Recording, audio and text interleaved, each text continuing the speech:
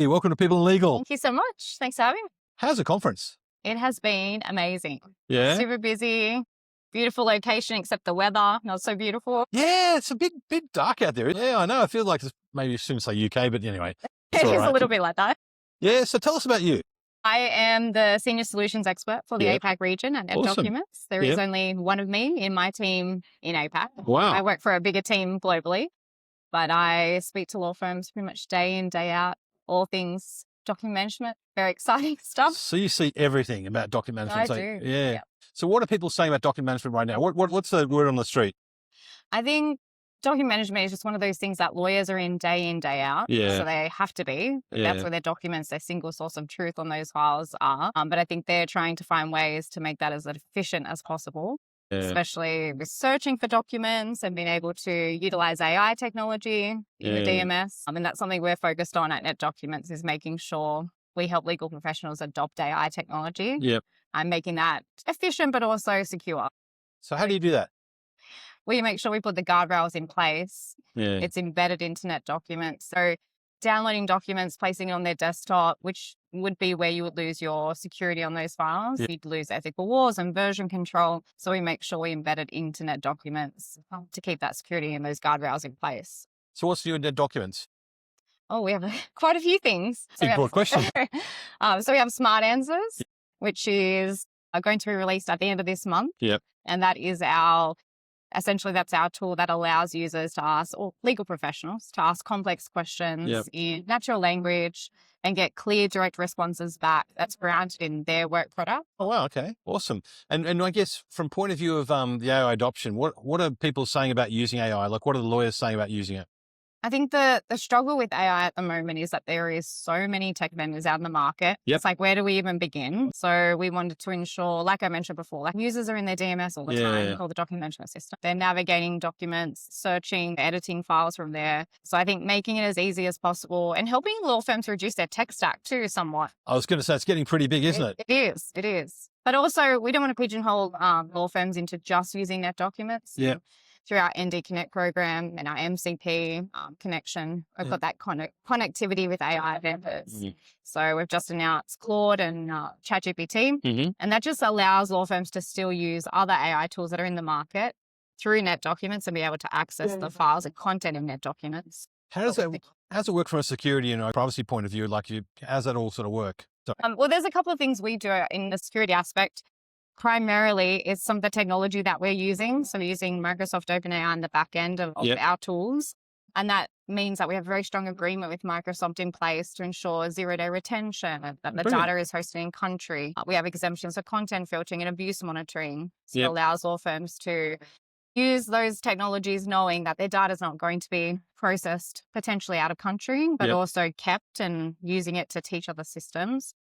The big part is also the security that the DMS provides. So being able to have security on, well, what if a client says to you, you can't use AI in my matter, being able to lock it down potentially, or restrict AI usage from, on certain documents or certain matters.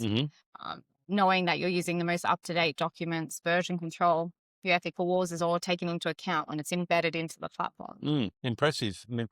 And you're finding there's different groups in law firms that are actually like more receptive to AI? Is it more the partners or the mid-level or sort of juniors? Where is there a pattern there? Everyone wants to use it starting. I think it initially started maybe not that way. I think there was quite a few people that are a little bit, they wanted to hold back, see how it played out a little bit. But I think the junior lawyers are definitely making a big impact. I had a couple of people here say to me that their junior lawyers have just picked it up super quickly. They're teaching the other lawyers what to do. That's actually really impressive. So I guess that's where a lot of change is coming. So it's bubbling up from the junior lawyers, that sort of stuff, upwards and things like that. We had a client say to us actually at the conference today that one of their junior lawyers is demoing our product to the partner. Really? And I think it's like, in a way, it's helping. It's helping kind of get that engagement and helping adoption. That's very cool. It's funny because I mean, the defining moment for me, and this is a really silly story, but was actually when I took a picture of the food in the fridge and threw it in a 𝘁rep𝗲𝗲𝘄𝘆𝗀 and said, what can I make? No, it's amazing. I do that all the time with like, what do I have left in my fridge? And give me a couple of recipes. Here's 5 contracts and figure out which one's the best one to use. Absolutely. But it's funny because you've got this consumer technology, this consumer use cases and things that you then go, well, if I did the same thing here and put this over here, maybe there's actually a way I can use it in business. Are you seeing there's more acceptance of AI in general counsel, corporate counsel, in law firms? Like, where's the area that's like more receptive to?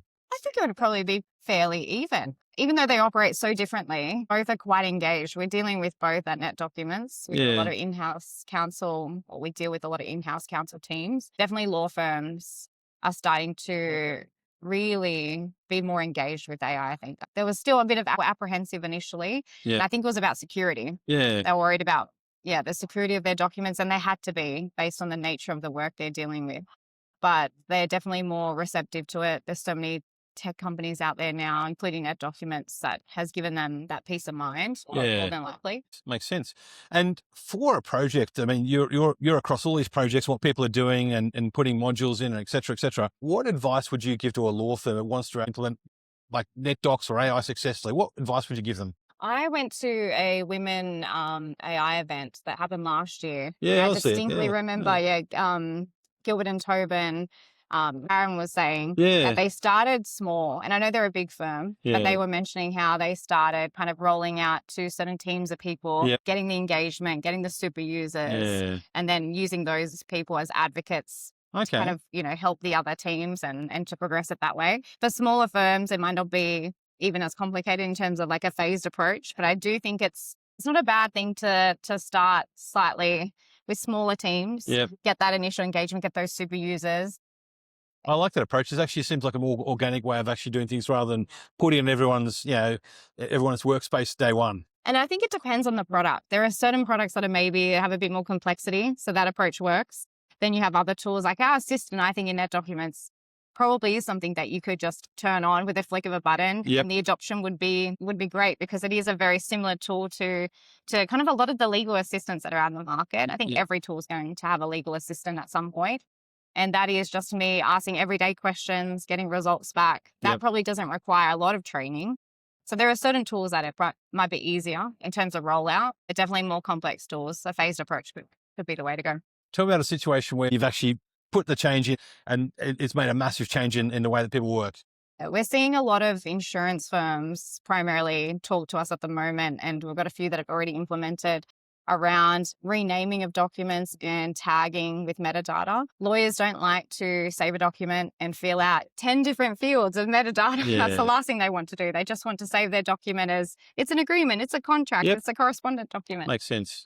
But AI profiling in NetDocuments has been a bit of a game changer for us. It's a silent process that runs in the background, uploaded into the system. AI can essentially rename documents with information for insurance firms, but also all practice areas. So it can be really customized to work for different practice areas to do that data enrichment, hydrating of documents, which enhances the searching experience, which is one thing a lot of legal professionals today have said to me. Searching in document management systems is still quite tricky without the use of AI. You can have the best lexical keyword searches imaginable, but AI really enhances it and takes it a step further. It certainly sounds like it. Excellent. Well, I really appreciate your time today, Hayley. Awesome. Thanks for being on People Legal. Thank you. So much. Thank you. Thank you.